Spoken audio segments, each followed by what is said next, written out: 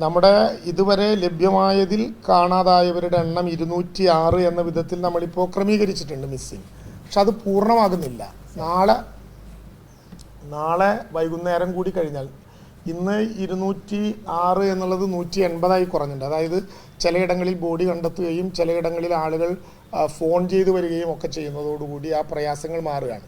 ഒരു സംവിധാനം കൂടി നാളെ മുതൽ ആരംഭിക്കുകയാണ്. അതായത് ഇപ്പം മൊബൈൽ ഫോൺ നഷ്ടപ്പെട്ട ആളുകളുണ്ട്. ആ മൊബൈൽ ഫോൺ നഷ്ടപ്പെട്ട ആളുകൾക്ക് പഴയ നമ്പർ തന്നെ ലഭ്യമായി എല്ലാവർക്കും മൊബൈൽ ഫോൺ കയ്യിലുണ്ടായിരുന്നവർക്കെല്ലാം നഷ്ടപ്പെട്ടിട്ടുണ്ടെങ്കിൽ അത് വീണ്ടും ലഭ്യമാക്കാനുള്ള പരിപാടി നാളെ തൊട്ട് ആരംഭിക്കുകയാണ്. അപ്പോൾ ആധാർ കാർഡ് ഉണ്ടെങ്കിലേ അല്ലെങ്കിൽ അവരുടെ ID കാർഡ് ഉണ്ടെങ്കിലേ പഴയ നമ്പർ വീണ്ടെടുക്കാൻ പറ്റുള്ളൂ എന്ന പ്രശ്നം പരിഹരിക്കാൻ അവരുടെ തമ്പ് തന്നെ പരിശോധിച്ച് അതേ നമ്പറാണെന്ന് ഉറപ്പുവരുത്തുന്ന പ്രശ്നം ആ നമ്പർ തന്നെ ഇട്ട് ബന്ധപ്പെട്ടവർക്ക് ഫോൺ കൈമാറാനുള്ള ശ്രമം കൂടി നടത്തുന്നുണ്ട്. അങ്ങനെ വന്നാൽ അവർക്ക് കാർഡിലുള്ള നമ്പറുകൾ ഓർത്ത് വയ്ക്കാൻ പറ്റും, മനസ്സിൽ കാണാപ്പാടമുള്ള നമ്പറുകൾക്കനുസരിച്ച് വിളിക്കാൻ പറ്റും.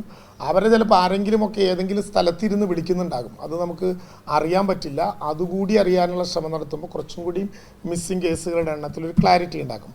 ആശാ വർക്കർമാർ അതുപോലെ തന്നെ അംഗനവാടി ജീവനക്കാർ ഉൾപ്പെടെയുള്ളവരെ വെച്ചുകൊണ്ട് റേഷൻ കാർഡിൻ്റെ പിന്നെ പേരുകൾ കൂടി കളക്ട് ചെയ്ത് LSTDയുടെ സഹായത്തോടു കൂടിയുള്ള അന്വേഷണ പ്രവർത്തനങ്ങൾ ഊർജിതമാക്കുകയാണ്. അതോടൊപ്പം കൗൺസിലേഴ്സ് തന്നെ നേരിട്ട് ഓരോരുത്തരെയും കണ്ട് അവരുടെ ഓർമ്മകൾക്കനുസരിച്ച് മിസ്സിംഗ് ആയി ആരെങ്കിലും ഉണ്ടോ, അവരുടെ ഫോൺ നമ്പർ ഉണ്ടോ എന്നുള്ളത് കൂടി പരിശോധിക്കുന്നുണ്ട്. ഇക്കാര്യങ്ങൾ കൂടി കഴിഞ്ഞ് നാളെ രാത്രിയോടെ ഏതാണ്ടൊരു നമ്പറിലേക്ക് നമുക്ക് കടക്കാൻ കഴിയും എന്നാണ് നമ്മളിപ്പോൾ പ്രതീക്ഷിക്കുന്നത്. ഈ ടെലഫോൺ സൗകര്യം കൂടി ലഭ്യമാക്കി കഴിയുമ്പോൾ കുറച്ചുകൂടി വാർത്തകൾ അങ്ങോട്ടും ഇങ്ങോട്ടും ഷെയർ ചെയ്യാൻ കഴിയുന്ന വിധത്തിൽ ഇപ്പോൾ ചിലപ്പോൾ ലോകത്തിൻ്റെ എവിടെയെങ്കിലുമൊക്കെ ഇരുന്ന് ആരെങ്കിലുമൊക്കെ അവരെ വിളിക്കുന്നുണ്ടാകും, രക്ഷപ്പെട്ടു പോയവരോ മറ്റുള്ളവർ അവരുടെ മാത്രം നമ്പർ അറിയുന്നവരൊക്കെ വിളിക്കുന്നുണ്ടാകും. അങ്ങനത്തെയുള്ള വിളികളൊന്നും ഇപ്പോൾ കിട്ടാൻ അവർക്ക് അവസരം ഉണ്ടാകില്ല. അത് വളരെ പെട്ടെന്ന് ലഭ്യമാക്കുക എന്നുള്ള ലക്ഷ്യമാണ് നമുക്കുള്ളത്. അപ്പോൾ നാളെ മുതൽ തന്നെ ക്യാമ്പുകളെ കേന്ദ്രീകരിച്ചുകൊണ്ട് നഷ്ടപ്പെട്ട ഫോൺ ബന്ധം പുനഃസ്ഥാപിക്കാൻ കഴിയുന്ന വിധത്തിൽ പ്ലാൻഡായി എല്ലാ ക്യാമ്പുകളിലും പ്രത്യേകിച്ച് അവർക്ക് ആവശ്യമായിട്ടുള്ള മൊബൈൽ ഫോണുകളെല്ലാം സൗജന്യമായി കൊടുക്കാൻ കഴിയുന്ന വിധത്തിൽ സന്നദ്ധ പ്രവർത്തകർ എത്തിച്ചേർന്നിട്ടുണ്ട്. നിലവിലുള്ള നമ്പറുകൾ റീകാൾ ചെയ്താൽ ആ കാർഡ് തന്നെ കൊടുക്കാൻ പറ്റും, അല്ലാത്ത പക്ഷം പുതിയ കാർഡും നമുക്ക് കൊടുക്കാൻ വേണ്ടി കഴിയാവുന്ന വിധത്തിൽ ആലോചിച്ചിട്ടുണ്ട്. തിരിച്ചറിയാത്ത മൃതദേഹങ്ങൾ ഇപ്പോൾ 34 എണ്ണമാണ് നമുക്ക് കാണാൻ കഴിഞ്ഞിട്ടുള്ളത്. അതിൽ 5 ബോഡി ഇപ്പോൾ സംസ്കരിച്ച് കഴിഞ്ഞു. 8 ബോഡി ഇപ്പോൾ ഓൾറെഡി അൺക്ലെയിംഡ് ആയത് തന്നെ ഡീകമ്പോസ്റ്റഡ് ആയിട്ടുണ്ട്. അത് ഇന്ന് തന്നെ ഗവൺമെൻറ് ഉത്തരവ് ഇറങ്ങിക്കഴിഞ്ഞാൽ നമുക്ക് ബറി ചെയ്യണം എന്നാണ് കരുതുന്നത്.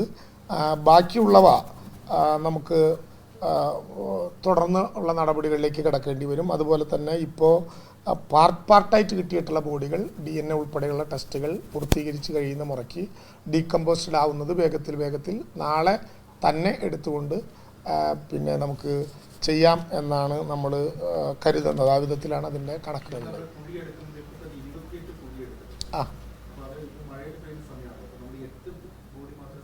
അല്ല, ഞാൻ പറഞ്ഞത് വളരെ വേഗത്തിൽ ഡീകമ്പോസ്റ്റഡ് ആയിട്ടുള്ള ബോഡികൾ സംസ്കരിക്കുക എന്നുള്ളതാണ് നമ്മളിപ്പോൾ ലക്ഷ്യം വെച്ചിട്ടുള്ളത്. 8 ബോഡിയാണ് തയ്യാറാക്കിയിട്ടുള്ളത്. ബാക്കിയുള്ള കുഴികളും രാത്രി തന്നെ എടുക്കും, ചെറിയ മഴയുണ്ടായാലും. കാരണം ഒരുമിച്ച് അതിലേക്ക് കിടക്കുമ്പോൾ ഡീകമ്പോസ്റ്റ് ആവുന്നതിൻ്റെ ഒരു സൂചന അറിയാമല്ലോ. അതങ്ങനെ ഒരു ഫംഗസ് എഫക്റ്റ് വന്നു കഴിഞ്ഞാൽ പിന്നെ പെട്ടെന്നാകും. അപ്പോൾ അതിന് കാത്തിരിക്കാൻ പറ്റില്ല. ഇപ്പോൾ ഉള്ളത് 8 എണ്ണമാണ് നമ്മൾ കരുതിയിട്ടുള്ളത്.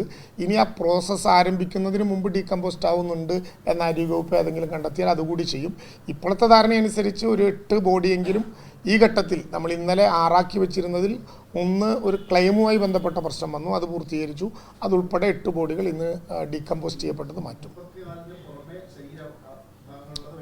പിന്നെ ധാരാളമായിട്ടുണ്ട്. ശരീരഭാഗങ്ങളിൽ ഒന്നും ഇതുവരെ ക്ലെയിം ചെയ്തിട്ടില്ല. ഇപ്പോൾ ഇത് കഴിഞ്ഞാൽ പിന്നെ രക്തസാമ്പിളുകൾ അതാത് ക്യാമ്പുകളിൽ ശേഖരിച്ച് വരുന്നുണ്ട്.